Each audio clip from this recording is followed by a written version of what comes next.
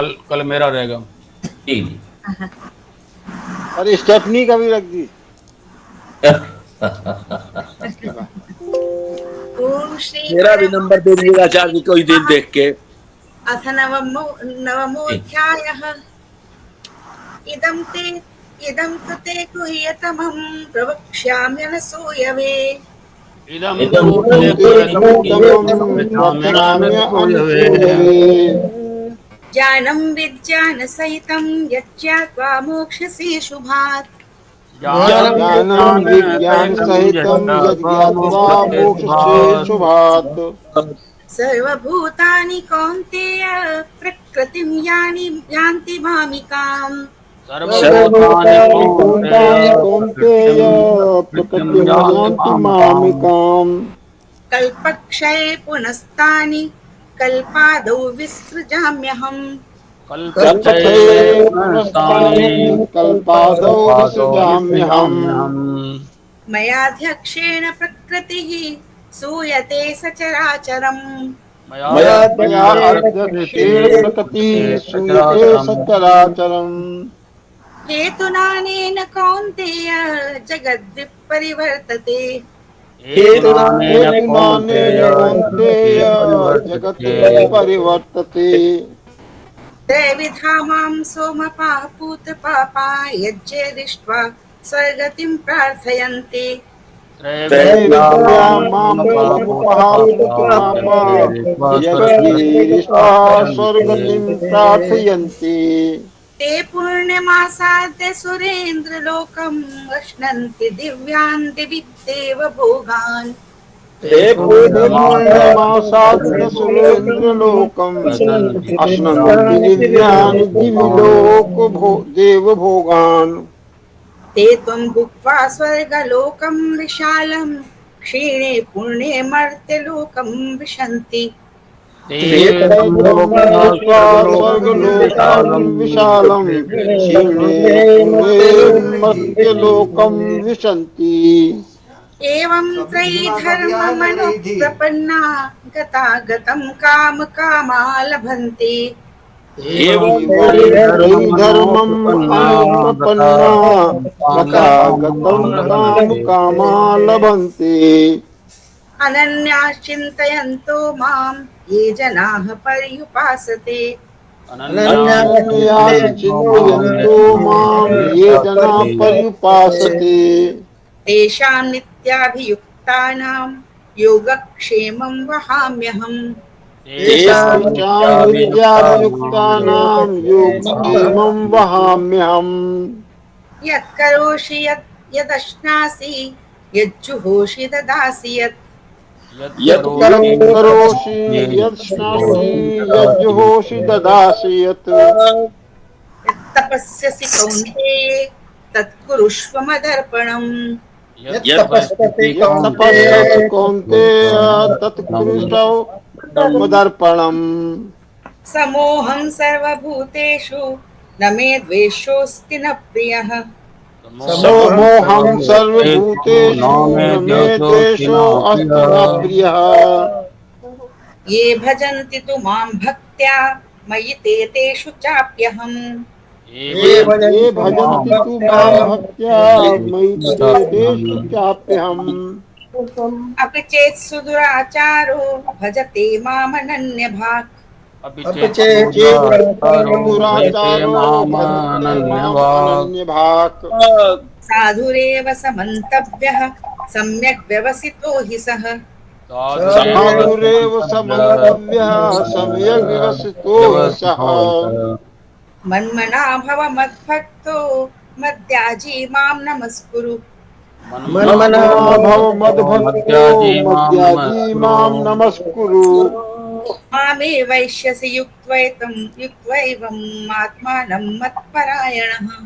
मामे मामे व्यसति युक्त्वैवम् आत्मानं मत्परायणः। हरि ओम तत्सत् हरि बहुत ओम बहुत तत्सत् हरि ओम तत्सत्। बहुत बढ़िया। सत्र में हम लोग 10वें श्लोक में थे जहां भगवान कह रहे हैं मयाध्यक्षेण प्रकृति सूयते सचराचरम हेतु नानेन कौन्तेय जगत विपरिवर्तति। कि प्रकृति मेरी अध्यक्षता में चराचर सहित संपूर्ण जगत की रचना करे, सूयते। और हे कौन्तेय, अनेन हेतुना जगत विपरिवर्तते, और इसी हेतु से जगत में अनेक प्रकार के परिवर्तन हो रहे हैं। कहने का तात्पर्य यह है कि भगवान की तो अध्यक्षता है और प्रकृति का कर्तृत्व है, प्रकृति की क्रियाशीलता है और भगवान की अध्यक्षता है। इन्हीं दोनों से चराचर सहित इस जगत की उत्पत्ति भी होती है, स्थिति होती है और प्रलय, संहार आदि समस्त क्रियाएं होती हैं। तो क्रियाशीलता प्रकृति की है, अध्यक्षता भगवान की। भगवान की इच्छा के बगैर कुछ भी नहीं होता है।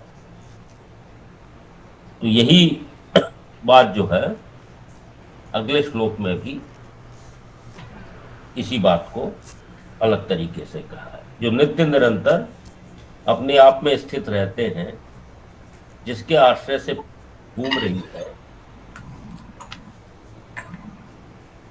और संसार मात्र का परिवर्तन हो रहा है, ऐसे परमात्मा की तरफ दृष्टि न डालकर जो उल्टे चलते हैं, जो संसार की तरफ दृष्टि डालते हैं, उनका वर्णन आगे के 2 श्लोकों में भगवान कर रहे हैं। कि जिनकी दृष्टि, जो पूरी सृष्टि के रचयिता है, जिसकी अध्यक्षता में सारा काम हो रहा है, उनकी तरफ दृष्टि न जाकर दृष्टि जो है संसार की तरफ रहती है, उनके विषय में ये श्लोक है।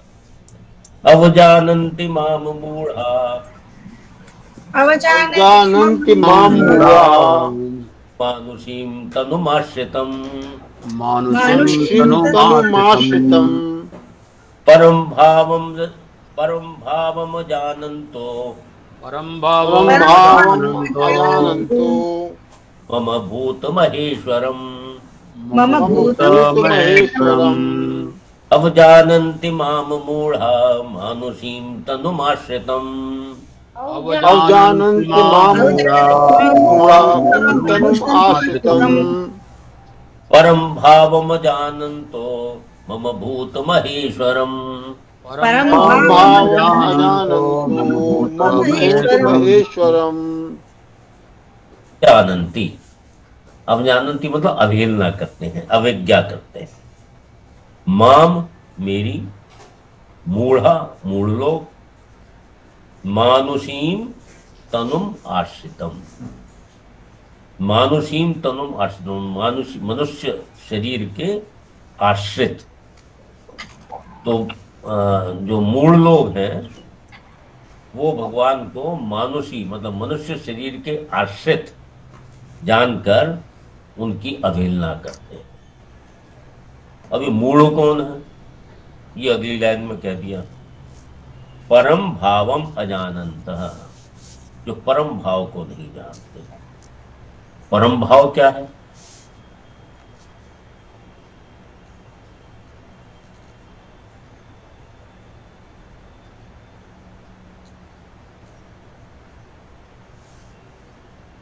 हो अचर हो, उनकी वो रचना करती है, शासक और संरक्षक है, जिसकी इच्छा के बगैर कुछ नहीं हो सकता। और प्राणी अपने कर्मों के अनुसार जिन जिन लोगों में जाते हैं, उन लोगों में प्राणियों पर शासन करने वाले जितने देवता हैं, उनका भी जो ईश्वर है महेश्वर, भूत महेश्वर, यही उनका सर्वोत्कृष्ट सबसे ऊपर भाव है। इसी को परम भाव का है। परम भाव अजानत। इस परम भाव को नहीं जानते हुए कि जो भी कुछ दिखाई दे रहा है, जो भी सृष्टि दिखाई दे रही है, जो भी संसार दिखाई दे रहा है, उसके रचयिता जो है स्वयं परमात्मा है, इस परम भाव को न जानते, परम भावम अजानन्तः मम भूत महेश्वरम।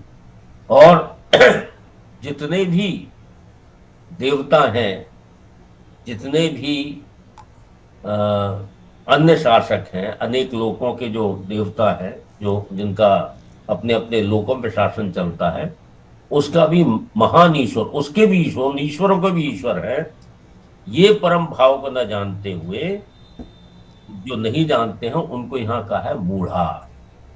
तो ऐसे मूढ़ व्यक्ति माम मानुषीम तनुम आश्रितम अवजानंती, कि मुझे मनुष्य का शरीर पर आश्रित रहने वाला समझते हैं और मेरी अवहेलना करते हैं।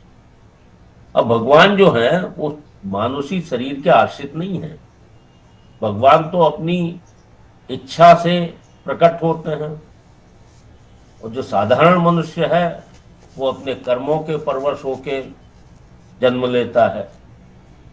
तो भगवान तो प्रकृतिम स्वामधिष्ठाय संभवामि, ये चौथे अध्याय में भगवान ने कहा है कि मैं अपनी प्रकृति को अपने स्वामधिष्ठाय, अपने अधीन करके, और भगवान का जन्म होता है। और साधारण प्राणी का जन्म जो है वो प्रकृति के अधीन होकर होता है, ये मुख्य भेद है। तो इस भाव को, इस चीज को ना समझते हुए जो मूढ़ लोग हैं, और मूढ़ कौन है अभी बतलाया, जो परम भाव को नहीं जानते हैं और जो सारे प्राणियों का जो महान ईश्वर है इस भाव को नहीं जानते हैं, ऐसे मूढ़ लोग मेरी अवहेलना करते हैं। ठीक है। अवजानन्ति माम मूढ़ा मानुषीम तनुमाश्रितम परम भाव अजानंत मम भूत महेश्वरम। पच्छे देख लीजिए, अवजानन्ति अवहेलना करते हैं, माम मेरी मूढ़ा मूढ़ मनुष्य, मानुषीम तनुम आश्रितम, ये दो पद निकलेंगे। परम भावम अजानन्तः, अजानन्तः में शत प्रत्यय लगा हुआ है, परम भाव को न जानते हुए, मम मेरे परम भाव को न जानते हुए, और भूत महेश्वरम, और सारे प्राणियों का ईश्वर न जानते हुए वो मेरी अवहेलना करते हैं। तो जिसकी अध्यक्षता में प्रकृति और अनंत ब्रह्मांडों को उत्पन्न, प्रकृति अनेक ब्रह्मांडों को उत्पन्न और लीन करती है, जिसकी सत्ता स्फूर्ति से संसार में सब कुछ हो रहा है, जिसने कृपा करके अपनी प्राप्ति के लिए मनुष्य शरीर दिया है, ऐसे मुझ सत्य तत्व की मूल लोग अवहेलना करते हैं। वो मेरे को न मानकर उत्पत्ति विनाशशील पदार्थों को ही सत्य मानकर उनका संग्रह करने और भोग भोगने में ही लगे रहते हैं। वो मेरी इस प्रकार से अवज्ञा करते हैं, क्योंकि उनकी दृष्टि संसार की तरफ, भोग भोगों की तरफ रहती है, मेरी तरफ नहीं रहती है। इस प्रकार से भगवान कहते हैं वो मेरी अवहेलना करते हैं, और ऐसे मनुष्यों को भगवान ने कहा मूढ़ लोग हैं, और वो मेरे परम भाव को और सारे प्राणियों के का जो ईश्वर भाव है वो उसको नहीं जानते हैं, इसलिए ऐसा करें। और मुझे मनुष्य शरीर पर आश्रित होने वाला समझते हैं, जबकि मैं मनुष्य शरीर के ऊपर आश्रित नहीं हूं, ये मनुष्य शरीर मेरे ऊपर आश्रित है, क्योंकि मैं प्रकृति के परिवश होकर जन्म नहीं लेता हूं। मैं अपनी प्रकृति प्रकृतिम स्वामधिष्ठाय, मैं अपनी प्रकृति को अपने वश में करके उसके बाद जन्म लेता हूं। तो ये भगवान ने उन लोगों की तरफ कहा है जो कि भगवान को नहीं मानने वाले हैं, और उन्हीं को उन्होंने मूढ़ कहा। अवजानन्ति माम मूढ़ा मानुषीम तनुमाश्रितम, अवजानन्ति मां मूढ़ा मानुषीं तनुमाश्रितम् परम भावम जानन्तो मम भूत महेश्वरम, परम भावम अजानन्तो मम भूत महेश्वरम। असत लीजिए, अवजानन्ति मां मूढ़ा मानुषीं तनुमाश्रितम् परम भावम अजानन्तो मम भूत महेश्वरम। अब जो ऐसे मूढ़ लोग हैं जो भगवान की अवहेलना करते हैं, उनका फल अगले श्लोक में बतलाते हैं कि उन लोगों का को कैसा फल मिलता है। ये अगले श्लोक। मोघाशा मोघ कर्मणो मोगाशा मोग कर्मणो मोघ ज्ञाना विचेतसः मोग ज्ञाना विचेतसः राक्षसीम् आसुरीं चैव राक्षसीम् आसुरीं चैव प्रकृतिं मोहनीं श्रिताः प्रकृतिं मोहनीश्रितः मोघाशा मोघ कर्मणो मोघ ज्ञाना विचेतसः मोगाशा मोग कर्मणो मोग ज्ञाना विचेतसः राक्षसीम् आसुरीं चैव प्रकृतिं मोहनीं श्रिताः राक्षसीम् आसुरीं चैव प्रकृतिं मोहनीं श्रितः मोघाशा सब आशाएं जिनकी व्यर्थ होती हैं। मोघ व्यर्थ, तो जिनकी सारी आशा मतलब कामनाएं व्यर्थ होती है। मोघ कर्मणः, जिनके सब कर्म व्यर्थ होते हैं। मोघ कर्मणः। मोघ ज्ञाना, जिनके सब ज्ञान व्यर्थ होते हैं। अर्थात ये जो मोघ आशा, मोघ कर्म, मोघ ज्ञान, ये जो उनकी सारी आशाएं, सारे कर्म और जो ज्ञान मतलब जो उनका समझ है, वो सत्फल देने वाली नहीं होती है, व्यर्थ होती है। आगे और समझेंगे क्यों व्यर्थ होती है। तो ऐसे लोग किस पर आश्रित होते हैं? आसुरीम, राक्षसीम, आसुरीम च इव प्रकृतिम मोहनीम श्रिता। तो कैसी वो प्रकृति के आश्रित होते हैं? आसुरी, आसुरी प्रकृति, राक्षसी प्रकृति और मोहनी प्रकृति।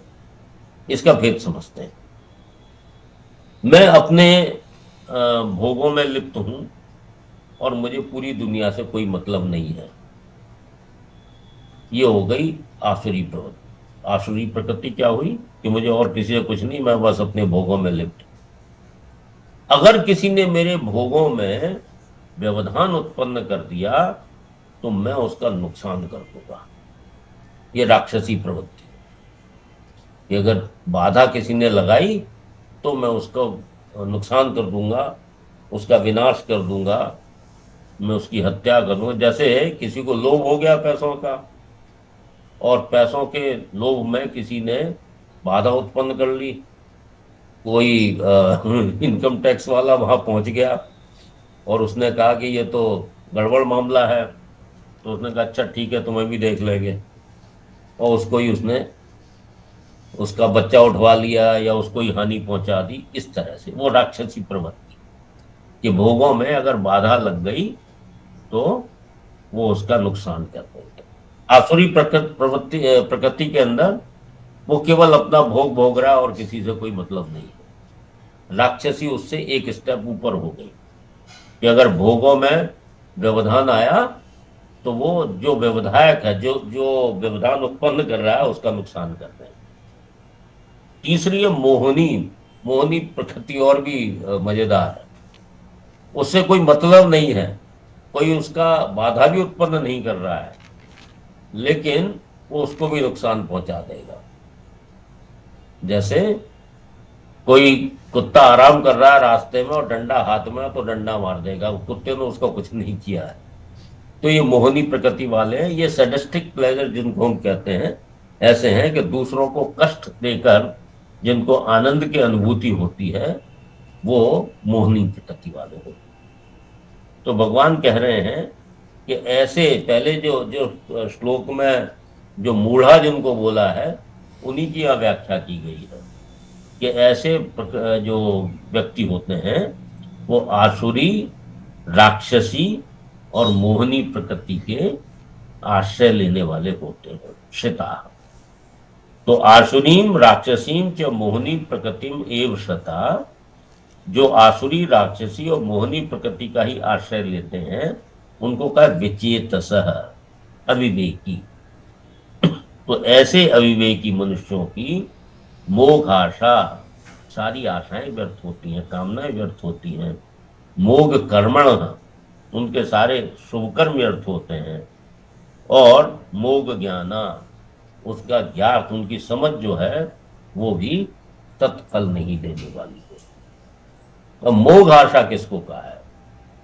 क्योंकि ये सारे क्योंकि भगवान के विमुख हैं। जो पहले वाले श्लोक में भगवान कहा है ना भगवान ने कि मूढ़ा परम भावम अजानंतम मम भूत महेश्वरम, तो भगवान के विमुख हैं। तो ऐसे लोग संसार के भोग चाहते हैं, वो पारलोक के सुख भी चाहते हैं, स्वर्ग मिल जाए, उससे ऊंचे लोक मिल जाए, वहां के भोगों को भोगने को मिल जाए। तो ऐसी कामनाएं उनकी व्यर्थ होती। कारण कि नाशवान और परिवर्तनशील वस्तु की कामना पूरी होगी इसका तो कोई गारंटी नहीं है कि जो उन्होंने कामना की नाशवान वस्तुओं की, अनेक भोगों की, चाहे इस लोक में चाहे परलोक में, वो पूरी हो जाए, ये कोई निश्चित नहीं होता है। और अगर पूरी हो भी जाए तो वो टिकती कहाँ है? वो कुछ समय तक रहती है, उसके बाद छीणे पुण्य मृत्यु लोकम विशंति, या संसार में ही मिल गई तो फिर कुछ समय तक रहने के बाद फिर वही है, फिर वो समाप्त हो जाएगी। इसलिए भगवान ने कहा है कि जो मेरे विमुख रहते हैं उनकी सारी कामनाएं व्यर्थ होती हैं, क्योंकि कामना पूरी हो ये आवश्यक नहीं, कोई नियम नहीं, और पूरी भी हो जाए तो वो टिकती नहीं है, कुछ समय के पश्चात वो समाप्त, अपना फल दे के समाप्त हो जाए। मोग कर्मण, भगवान के जो विमुख मनुष्य हैं वो शास्त्र विहित कितने भी शुभ कर्म करें पर अंत में वह सभी व्यर्थ हो जाएंगे। कारण कि मनुष्य अगर सकाम भाव से शास्त्र विहित यज्ञ दान आदि कर्म करते हैं तो भी उन कर्मों का जो फल है वो नाशवान फल ही मिलेगा। इसलिए उनके जो सारे सत्कर्म हैं वो बेकार, क्योंकि उनका जो परमात्मा से विमुखता है वो परमात्मा की प्राप्ति के लिए कर्म नहीं कर रहे हैं, वो अपने भोग भोगने के लिए, ऊंचे लोकों में जाने के लिए, इसके लिए कर्म कर रहे हैं। इसलिए भगवान ने कहा मोग कर्माणा, तो उनके सारे कर्म व्यर्थ है, अर्थात वो सत्फल देने वाले नहीं है, वो असत फल देने वाले हैं। मोग ज्ञाना, उनके सब ज्ञान व्यर्थ है, क्योंकि ऐसे लोगों को जो भगवान के विमुख हैं, चाहे वो कितनी भी इंजीनियरिंग सीख लें, कितनी भी वकालत सीख लें, कितनी भी डॉक्टरी सीख लें, अनेक प्रकार की कलाएं सीख लें और कई तरह के मतलब आविष्कार कर लें, अनंत प्रकार के ज्ञान प्राप्त भी कर लें, इससे उनका कल्याण नहीं होगा। उनका इस ज्ञान के द्वारा जन्म मरण से मुक्ति नहीं होगी। इसलिए भगवान ने कहा मोग ज्ञान, इस प्रकार के लोगों का जो ज्ञान व्यर्थ चला जाता है, क्योंकि जो उनका ज्ञान है वो उनको मुक्त नहीं करा सकता है। चाहे हम सांसारिक कितने भी ज्ञान लें, इसका अर्थ ये नहीं है कि सांसारिक ज्ञान प्राप्त ना करें। हम अनेक प्रकार के, क्योंकि अर्जुन जिनको ज्ञान दिया जा रहा है वो भी अनेक विधाओं में बहुत ऊपर थे, उनके समान कोई शस्त्रधारी नहीं था और अनेक चीजों की में वो बिल्कुल माहिर थे, युद्ध कला में माहिर थे, सब कुछ जानते थे। लेकिन ये सब जानते हुए अगर हमारी दृष्टि परमात्मा की तरफ है तो बिल्कुल सही बात है, लेकिन अगर हम परमात्मा के विमुख होकर हम कितना भी ज्ञान प्राप्त कर लें, वो ज्ञान जो है वो सत्फल देने वाला नहीं होगा। वो ठीक है, संसार में आपको बहुत इज्जत मिल जाएगी, संसार के अंदर पैसा मिल जाएगा, अनेक प्रकार के भोग मिल जाएंगे, परंतु वो मुक्त नहीं करा सकते हैं। इसलिए भगवान ने कहा कि उनके ये सारे ज्ञान जो है व्यर्थ। ठीक है, मोग, इसका पश्चिम देख लीजिए, मोग आशा, मोग कर्मण, मोग ज्ञान, विचेतस, विचेतस अविवेकी मनुष्य, राक्षसीम, माँ में हल लग गया, आसुरीम च एव प्रकृतिम मोहनीम श्रिता। तो ऐसे जो मनुष्य हैं वो आसुरी, राक्षसी और मोहनी प्रकृति के आश्रित होने वाले होते हैं। तो इन दो श्लोकों में 11वें और 12वें श्लोक के अंदर भगवान ने उन लोगों की व्याख्या की है जो परमात्मा के विमुख होकर काम करते हैं और परमात्मा को के परम भाव और परमात्मा ही इस सारी सृष्टि के रचयिता है, इस भाव को नहीं जानते हैं, साधारण मनुष्य समझते हैं। ऐसे लोगों को भगवान ने मूढ़ कहा 11वें श्लोक में, विचेत से कहा 12वें श्लोक। ठीक है, साथ साथ लीजिए। मोघाशा मोघ मोह कर्मणो कर्माणो मोह ज्ञानाविचेतसः ज्ञानाविचेतसः राक्षसीम् आसुरीं चैव मोहिनीं श्रुतः। तो मोघ आशा मोघ कर्माणो मोघ ज्ञाना विचेतसः राक्षसीम आसुरीम चैव प्रकृतिम मोहनीम शता। हाँ, कुछ हाथ उठे हुए हैं। हाँ डॉक्टर साहब, आप क्या कह रहे हैं?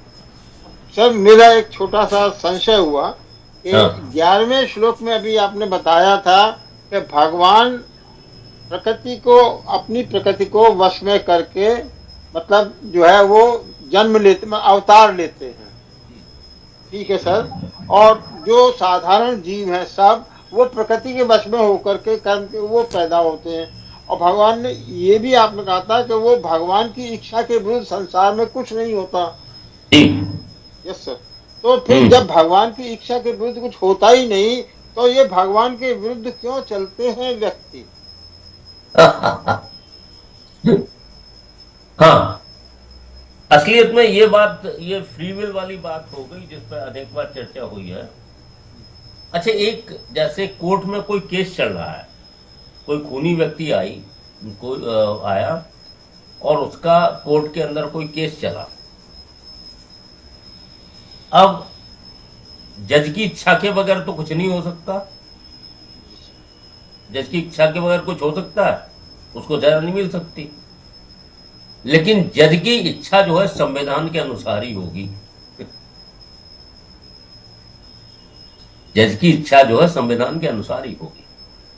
इसीलिए भगवान की इच्छा पर सब निर्भर है। भगवान की, ये कहते हैं भगवान की इच्छा के बगैर पत्ता भी नहीं हिल सकता है।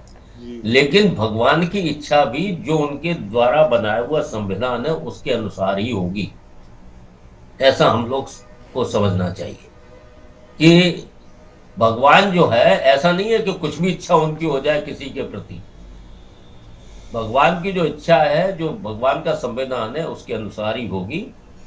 मेरे ख्याल इससे आपका जो संशय दूर हो जाएगा। आपके प्रश्न एक मिनट मिश्रा जी। हाँ डॉक्टर साहब, आपके प्रश्न का उत्तर हो गया? कुछ और नहीं सर, पूरा नहीं हुआ, क्योंकि अब भगवान का विधान तो किसी को नहीं मालूम। ठीक है, क्या आपको अपना संविधान मालूम है?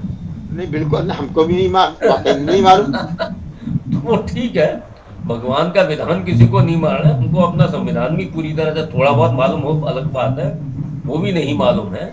लेकिन जो भगवान की इच्छा होती है या जो जज की इच्छा होती है, वो उसी संविधान के दायरे में ही रहती है। वो उसको, अपवादों को छोड़ सकते हैं, लेकिन वो उसके, क्योंकि वो अपने भी लिए भी संविधान का उल्लंघन नहीं करते हैं। जो राम जन्म के अंदर जो बाली को छुप के मारा था, कृष्ण जन्म में उन्होंने अपने संविधान के अनुसार भी मतलब उसी हिसाब से कृष्ण भगवान जो है, उनके बहेलिये की तीर लगने से उनकी मृत्यु मानी जाती है। तो भगवान अपने संविधान का अपने लिए उल्लंघन नहीं करते। कभी कभी किसी परम भक्त के लिए कर देते हैं, वो अलग बात। जो भगवान की इच्छा होती है वो भी उनके संविधान के दायरे में ही हो, ऐसा हम लोग समझते हैं। हाँ मिश्र महोदय बोलिए। हाँ जी श्रीमान जी, ये डॉक्टर साहब का जो प्रश्न है ये बड़ा स्वाभाविक है। और इसका कारण ये है कि जीव जो है भगवान का अंश तो है, लेकिन साथ में ये भी है कि कर्म करने में वो स्वतंत्र है। भगवान का कोई उसमें हस्तक्षेप नहीं होता। तो जो हम फल पाते हैं अपने कर्मानुसार पाते हैं। जी। हमारा विचार कैसे होता है इसी कारण ये विभिन्नता का कारण है, ये ठीक। मेरा कहना है। हाँ बिल्कुल, वही बात मैंने अलग तरीके से कही थी, यही बात कही थी अलग तरीके से कि कई बार ऐसा होता है कि हमारी फ्री विल कहाँ है, जब हमारी फ्री विल नहीं है तो हम कर्मों के भोक्ता क्यों होने चाहिए, ये प्रश्न अक्सर पूछा जाता है।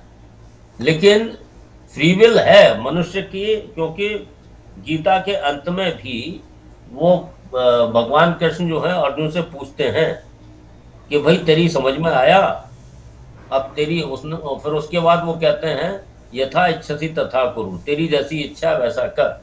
तो भगवान मनुष्य के कर्म करने की स्वतंत्रता में कभी बाधक नहीं होते हैं, लेकिन जिसको हम कहते हैं कि जब उनकी इच्छा से ही सब कुछ हो रहा है तो फिर मेरा क्या कसूर है, ऐसी बात भी नहीं है। उनकी इच्छा भी उनके संविधान के अनुरूप ही होती है, ऐसा नहीं है कि उनकी कुछ भी इच्छा किसी व्यक्ति के लिए हो जाए।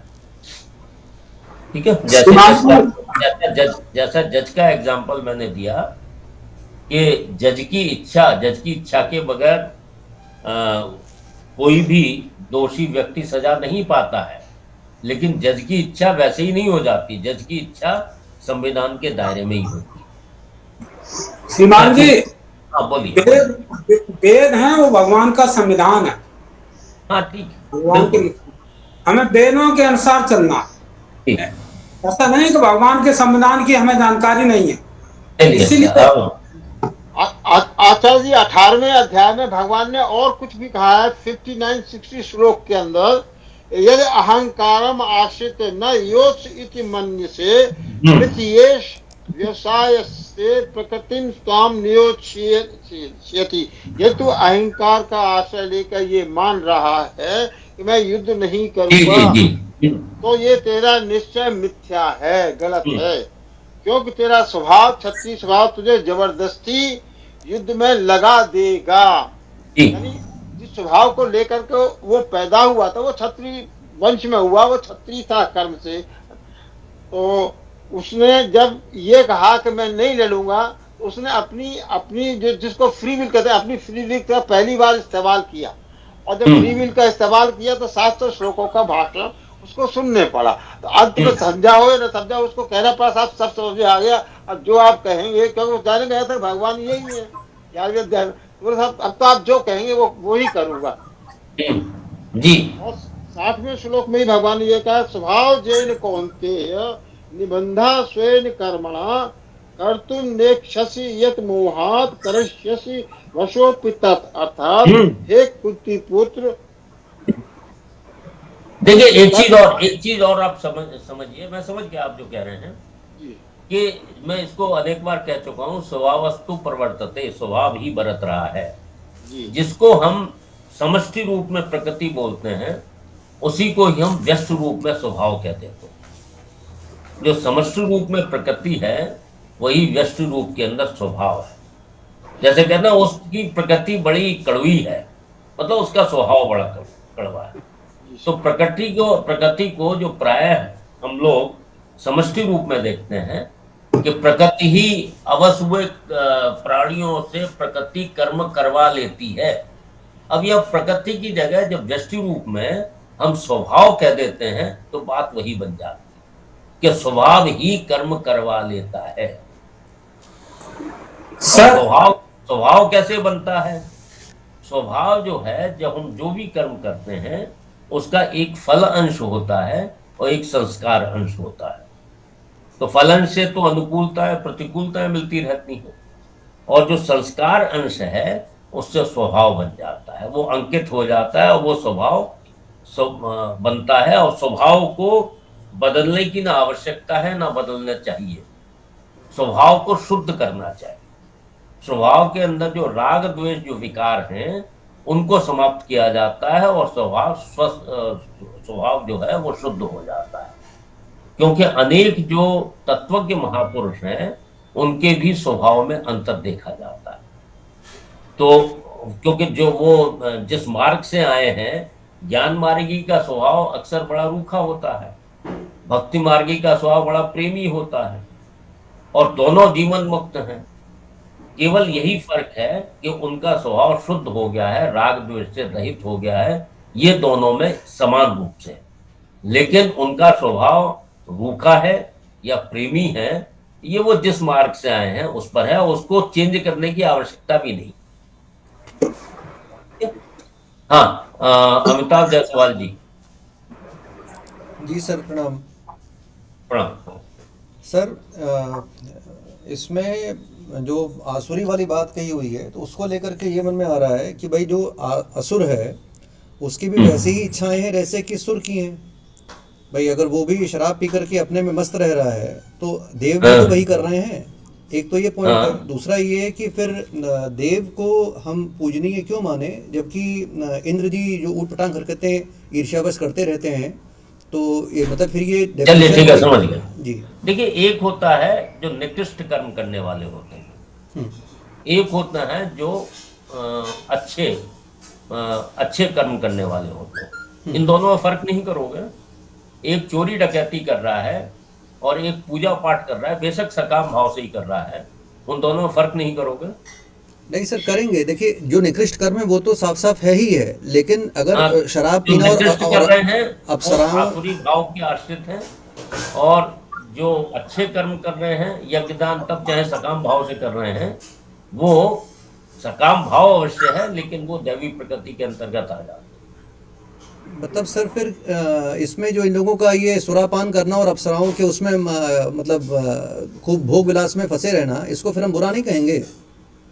नहीं, सुरापान करना उसमें वो देखिए, वो भी भोग योनियां है, वो भी प्रकृति के परवश होकर इन भोगों को भोग रहे हैं अपने पूर्वकृत कर्मों के अनुसार।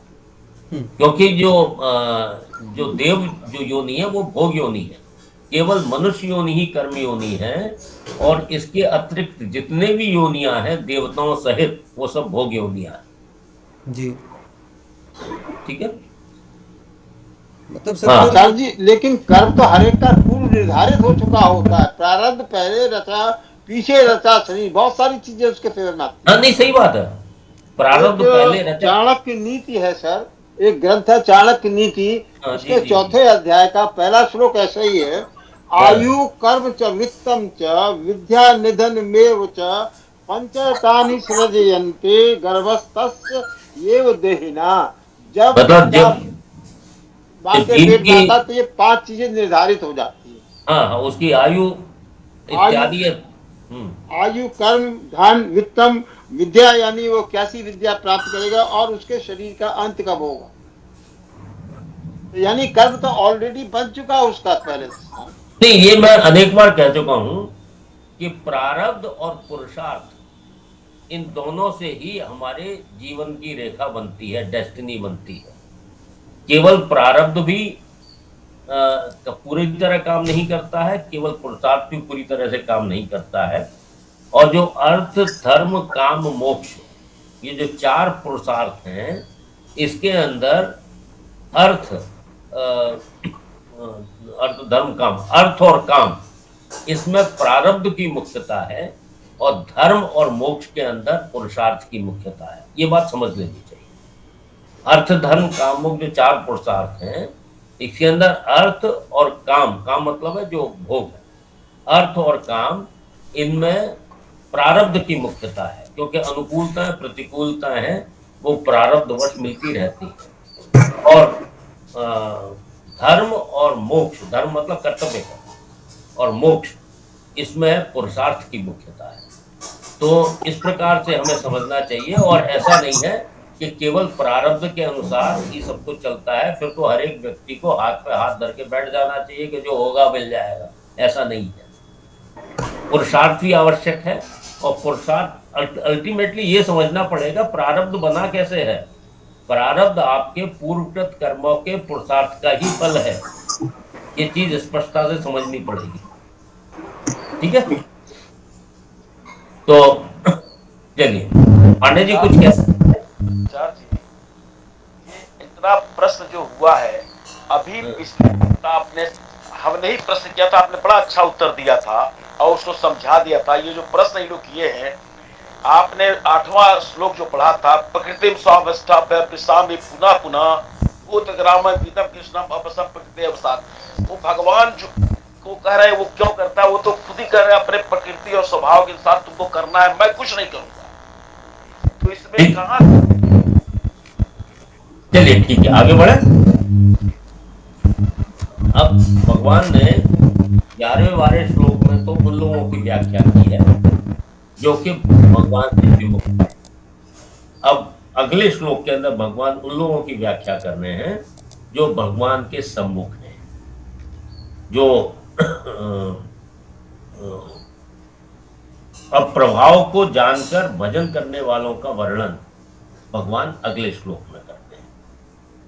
महात्मानस्तु मां पार्थ, महात्मानस्तु मां पार्थ दैवीं प्रकृतिमाश्रिताः दैवीं प्रकृतिमाश्रिताः प्रकृतिम् आश्रिताः भजन्ते नन्यमनसो भजन्ते अनन्यमनसो ज्ञात्वा भूतादिम् अव्ययम् ज्ञात्वा भूतादिम् अव्ययम् ज्ञात्वा भूतादिम् अव्ययम् अव्ययम् महात्मानस्तु मां पार्थ दैवीं प्रकृतिमाश्रिताः महात्मानस्तु मां पार्थ दैवीं प्रकृतिम् आश्रिताः भजन्ते नन्यमनसो ज्ञात्वा भूतादिम् अव्ययम् भजन्ते अनन्यमनसो ज्ञात्वा भूतादिम् अव्ययम्। तो पहले मूढ़ा और विचित्र 11वें और 12वें श्लोक में कहा, और यहाँ महात्मानः तू, परंतु मतलब उन दोनों श्लोकों से जो ये जो व्यक्ति है उसको भिन्न बताने के लिए तू, परंतु पार्थ दैवीं प्रकृतिम आश्रिता, जो दैवी प्रकृति के जो आश्रित हैं, और भजन्ति, यहाँ पक्षे देख लीजिए, भजन्ति अनन्य मनसः, ये दो पद निकलेंगे, भजन्ति, यहाँ यण संधि लगी अनन्य मनसः, ज्ञात्वा भूतादिम अव्ययम, इस प्रकार से दो पद यहाँ निकलेंगे, भूतादिम अव्ययम। अब भगवान क्या कर रहे हैं, तू, परंतु हे पार्थ दैवीं प्रकृतिम आश्रिता, इससे पहले क्या कहा था, आसुरीम राक्षसीम मोहनीम प्रकृतिम आश्रिता, यहाँ भगवान कह रहे हैं दैवीं प्रकृतिम आश्रिता। तो हे पार्थ जो दैवी प्रकृति के आश्रित हैं, अनन्य मनसः, अनन्य वाले, महात्मा लोग, माम मुझे, भूतादिम संपूर्ण प्राणियों का आदि, अव्ययम और अविनाशी, ज्ञात्वा समझकर, भजंती मेरा भजन करते हैं। तो जो पिछले दो श्लोकों में जिन व्यक्तियों की बात की है, उनसे भिन्न जो लोग होते हैं जो कि दैवी प्रकृति के आश्रित हैं, ऐसे लोगों को भगवान ने कहा महात्मा।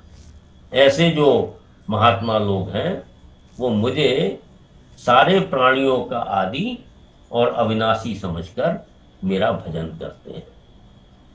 अब दैवी महात्मान, भगवान अपने भक्त को भी महात्मा ही बोलते हैं। तो दैवी प्रकृति में आश्रिता, दैवी प्रकृति संपत्ति मतलब देव नाम परमात्मा का है, और परमात्मा की संपत्ति दैवी संपत्ति कहलाती है। इस विषय में जो 16वां अध्याय है, दैवी संपत्ति कौन सी होती है, 16वें अध्याय के 3 श्लोक शुरुआत में दिए हैं, उनमें 26 दैवी संपत्तियों की बात कही गई। परमात्मा सत है, अतः परमात्मा की प्राप्ति कराने वाले जितने भी गुण आचरण हैं उनके साथ सत शब्द लगता है, अर्थात वे सद्गुण और सदाचार कहलाते हैं। जितने भी सद्गुण सदाचार हैं वे सब के सब भगवत स्वरूप हैं, अर्थात वे सभी भगवान के ही स्वभाव हैं, और स्वभाव होने से ही उनको प्रकृति कहा गया है। तो जो प्रकृति और स्वभाव की जो भी मैंने बात बतलाई थी, वही बात यहाँ लिखी हुई है कि स्वभाव होने से ही उनको प्रकृति कहा गया है। इसलिए दैवी प्रकृति का आश्रय लेना ही भगवान का आश्रय लेना है, क्योंकि दैवी संपत्ति जो है वो परमात्मा की प्राप्ति करा देती है, और जो आसुरी राक्षसी और मोहिनी प्रकृति है ये अधोगति में ले जाते हैं। तो दैवी प्रकृति आश्रिता, तो दैवी प्रकृति के आश्रित लोग हैं। कौन लोग? महात्मा लोग। और क्या करते हैं? अनन्य मन सह भजन। वो अनन्य मन, अनन्य तो आप जानते हैं, न अन्य अनन्य, कि परमात्मा के अलावा वो और किसी की वो सत्ता नहीं मानते और किसी में वो मन नहीं लगाते हैं। अनन्य मन सह भजंती। और क्या क्या जानकर वो अनन्य मन से हुए हैं? भूत आदिम अव्ययम, कि वो परमात्मा को सारे प्राणियों का आदि, आदि मतलब सारे प्राणियों का पिता, और अव्ययम अविनाशी जानकर वो अनन्य मन से भजन करते हैं। कौन भजन करते हैं? महात्मा। और महात्मा कौन है? जो दैवी प्रकृति में आश्रिता, जो दैवी प्रकृति के आश्रित है, ऐसे महात्मा लोग अनन्य मन से भजन करते हैं और भगवान को वो सारे प्राणियों का आदि और अविनाशी समझकर भजन करते हैं। ठीक है, पश्चिम देख लीजिए, महात्मा न, यह स जो है विसर्ग में मतलब तू, माम पार्थ दैवी प्रकृतिम, माँ में हल लगा, आश्रिता भजंती अनन्य मनसः ज्ञात्वा भूतादिम अव्ययम। ये बच्चे लोग हैं। तो भगवान ने कहा परंतु जो महात्मा लोग हैं, जो मुझे सारे प्राणियों का आदि और अविनाशी मानते हैं, वो दैवी प्रकृति के आश्रित होकर मुझे अनन्य मन से भजते हैं। ठीक है, महात्मानस्तु मां पार्थ दैवीं प्रकृतिमाश्रिताः। महात्मानस्तु मां पार्थ दैवीं प्रकृतिम् आश्रिताः भजन्ते भजन्ते नन्य मनसो ज्ञात्वा भूतादिमव्ययम्। भजन्त्य अनन्य मनसो ज्ञात्वा भूतादिम अव्ययम्। जो जिसके महत्व को जितना अधिक जानता है वो उतना ही अधिक उसमें लग जाता है। जब हम जानते हैं कि भगवान अविनाशी हैं, सारे प्राणियों के पिता स्वरूप हैं, तो जिन्होंने भगवान को सर्वोपरि जान लिया है वे भगवान में ही लग जाते हैं। उनकी पहचान के लिए अनन्य मन से पद आया है। उनका मन भगवान में ही लीन हो जाने से उनकी वृत्ति इस लोक के और परलोक के भोगों की तरफ कभी नहीं जाती है। जिसकी वृत्ति में भगवान का आकर्षण हो गया फिर वो इधर उधर भटकती ही नहीं है, क्योंकि वहां परम आनंद है। दूसरी जगह थोड़ा बहुत सुख है, लेकिन जब यहाँ परम आनंद मिल रहा है तो छोटे मोटे सुख की कौन चिंता है। एक बार साथ साथ लीजिए फिर आगे बढ़ते। महात्मानस्तु मां पार्थ दैवीं प्रकृतिम् आश्रिताः भजन्ते अनन्य मनसो ज्ञात्वा भूतादिम अव्ययम्। बस अब वो किस प्रकार से भजन करते हैं वो अगले श्लोक में। गुरु जी, हाँ वृंदा जी क्या कहना चाहते हैं? प्रणाम गुरु जी। मैं ये पूछना चाह रही थी कि मोक्ष की प्राप्ति के लिए आजीवन जो है सद्गुणों का ही पालन करना चाहिए। कितने ऋषि उनको भी तो वो भी तो रजोगुण और तमोगुण के वश हो चुके हैं, क्या उनको मोक्ष की प्राप्ति नहीं मिली? नहीं, आपका प्रश्न जरा दोबारा बोलिए। मैंने कहा सद्गुण का आचरण आजीवन होना आवश्यक है मोक्ष की प्राप्ति के लिए। ठीक। क्योंकि कई ऋषि जो हैं उनको भी तो वो भी तो रजोगुण और तमोगुण के वश हो चुके हैं, क्या उन्हें कभी मुक्ति नहीं मिली?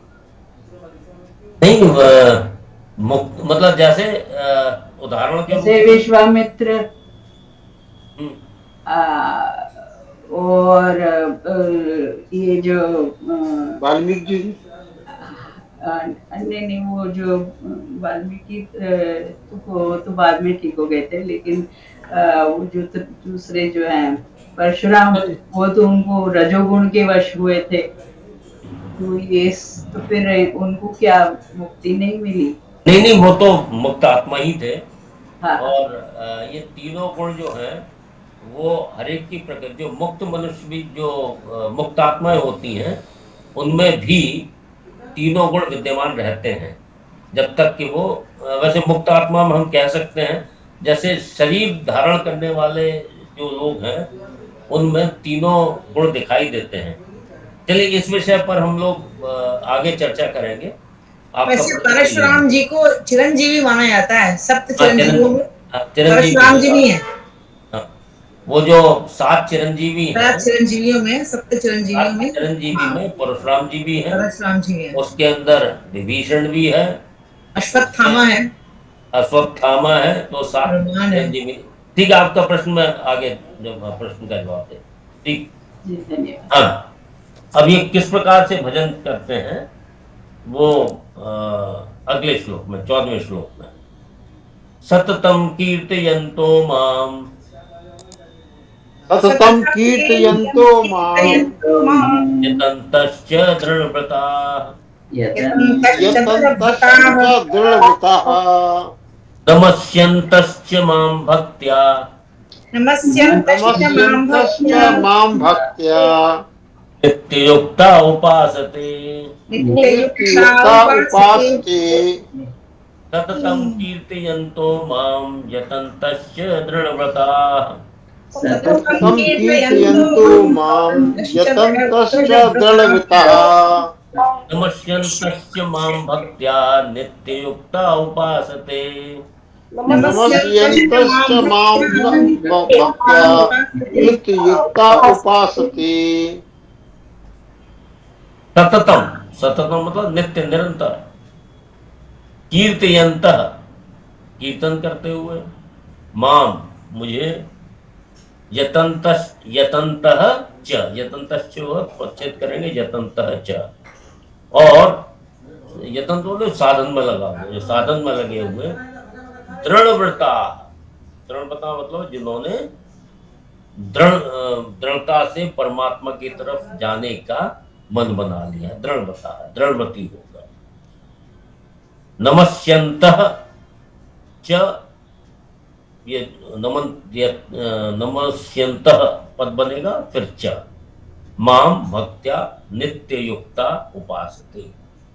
अब भगवान कह रहे नित्य युक्ता, जो नित्य निरंतर मुझ में लगे हुए मनुष्य, दृढ़वता, दृढ़वती होकर कि उन्हें परमात्मा की ही प्राप्ति करनी है, ऐसा दृढ़ व्रत लेकर, यतन्तः लगन पूर्वक साधन में लगे हुए, और भक्त्या कीर्तन तो प्रेम पूर्वक भक्ति पूर्वक कीर्तन करते हुए, तथा माम नमस्यन्तः मुझे नमस्कार करते हुए, सततम माम उपासते निरंतर मेरी उपासना करते।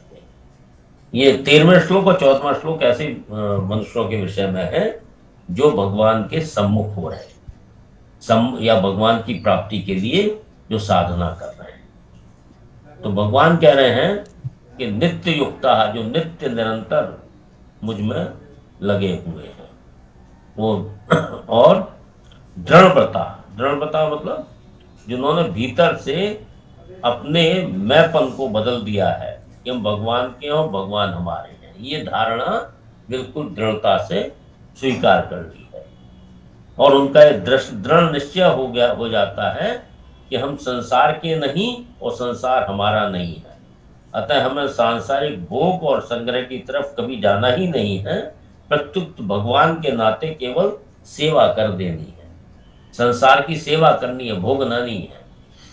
तो इस प्रकार उनका निश्चय बहुत दृढ़ होता है, क्योंकि उनका निश्चय परमात्मा की प्राप्ति के लिए होती है, उनको कहा है दृढ़व्रता।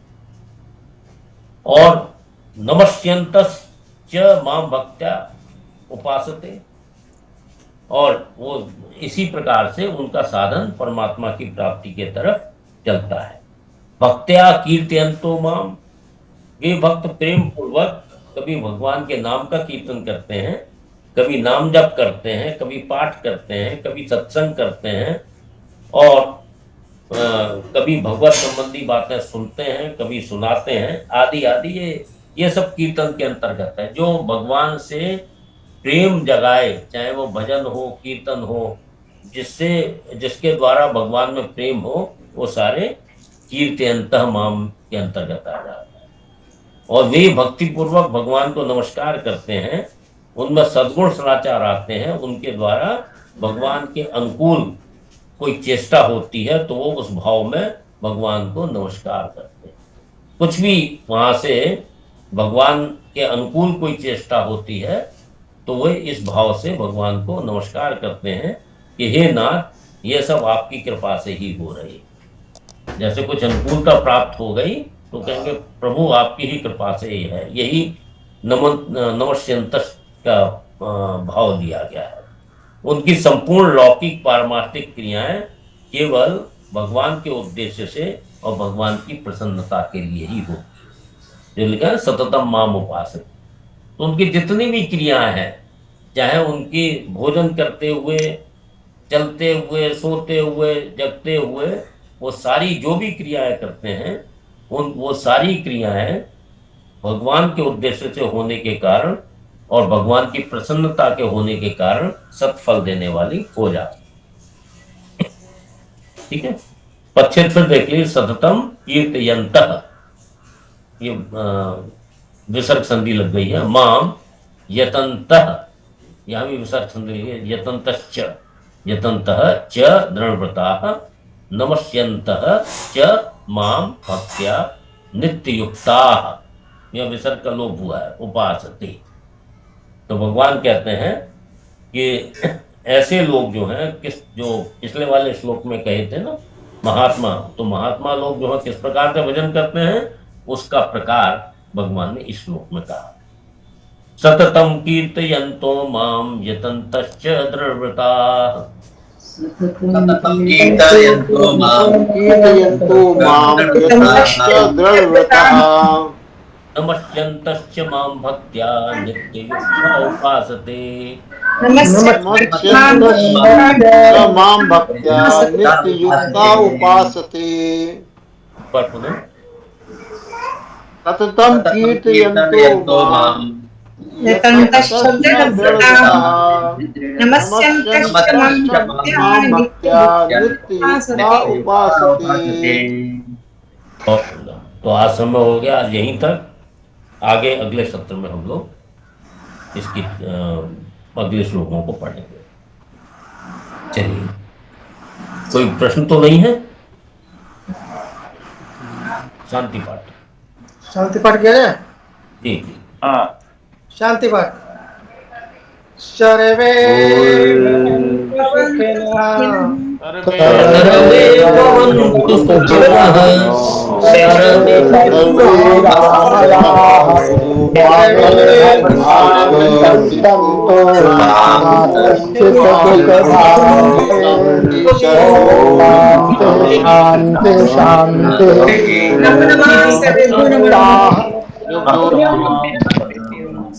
एक आपको छोटा सा प्रश्न रह गया था वृंदा जी का।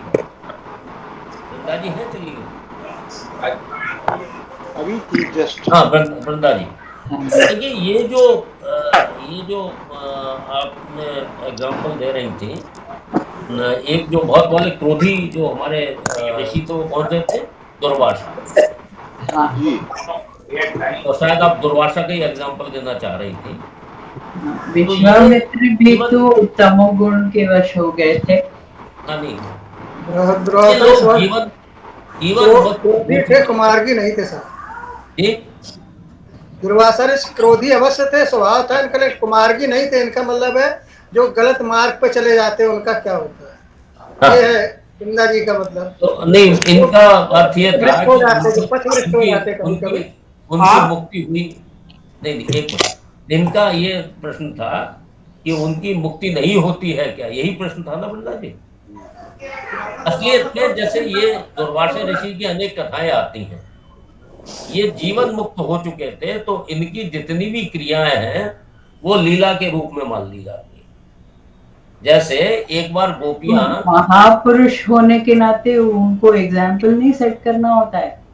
किसका? उनको एग्जाम्पल नहीं सेट करना होता है कि भाई ऐसा ही होना चाहिए करके। जो जितना मैं समझता हूँ उसमें यह है कि उनकी क्रियाएं लीला मात्र मान ली जाती हैं। जैसे एक प्रकरण आता है जिसमें कि गोपियां दुर्वासा ऋषि के लिए भोजन लेके जाती, वो प्रकरण किसी को याद है? गुप्ता जी याद है आपको प्रकरण? हाँ, वो सुना दी। भोजन लेके जाते हैं और जमुना पार करते हैं वो, तो फिर द्रौपदी का जो अक्षय पात्र है उसमें भोजन कर चुकी हैं द्रौपदी। उसके बाद वो जाते हैं, फिर कहते हैं हमारे 10,000 शिष्य हैं, उनके साथ हम भोजन करेंगे, तब तक हम जा रहे वहाँ स्नान करने जा रहे यमुना जी में। फिर वहाँ जाते हैं, फिर इसके बाद फिर द्रौपदी जी का वो अच्छा पात्र खाली होता है तो द्रौपदी भगवान से प्रार्थना करती हैं, तो वो वहाँ फिर वो 10,000 जो है वो भगवान आ जाते हैं, वो एक चावल का एक दाना खा लेते हैं, एक दाना एक अन्न का एक कण वो खा लेते हैं, तो उनकी जो 10,000 की भूख है वो तृप्त हो जाती है। उसके बाद उनकी नहीं, वो दूसरा प्रकरण था जिसमें दुर्वासा ऋषि को पूरी तरह वो खाना खिलाते हैं खूब सारा, और उसके बाद यमुना नदी से पार करने के लिए वो कहते हैं अगर दुर्वासा जी ने कुछ नहीं खाया हो तो यमुना जी हमें रास्ता दे दें। उस वाले प्रकरण की बात कर रहे थे।